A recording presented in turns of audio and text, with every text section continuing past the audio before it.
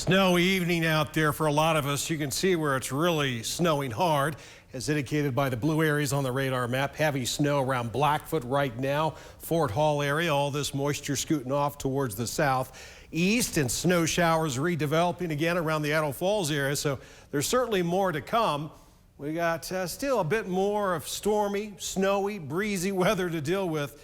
Temperature-wise, cold enough for that snow to stick on the ground for sure. And in Pocatello, right at the freezing mark.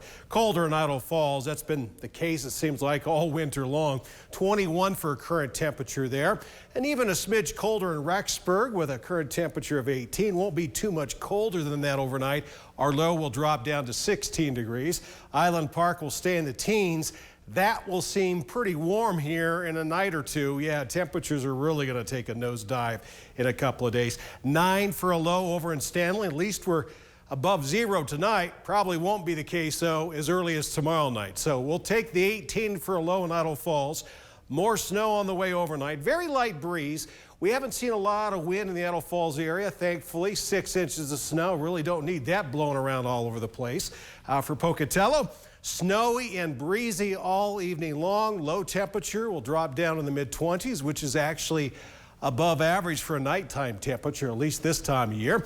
How much more snow are we talking? Tonight into tomorrow, 1 to 3 inches of additional snow with a high temperature of 32. So we won't get above freezing.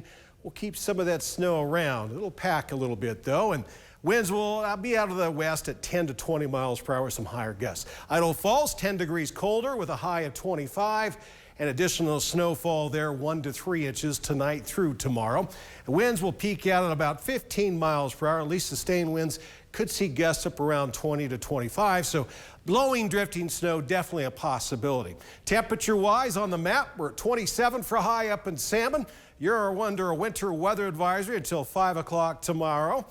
In the evening or afternoon, I should say. 18 will be the high in Leadore, so some places quite a bit colder than others. Only 22 in Montpelier. And if you're going to be traveling, well, Travel Tracker shows pretty much if you can get west of Pocatello, maybe into the Magic Valley, the snow won't be quite as bad. Some breezy conditions for sure.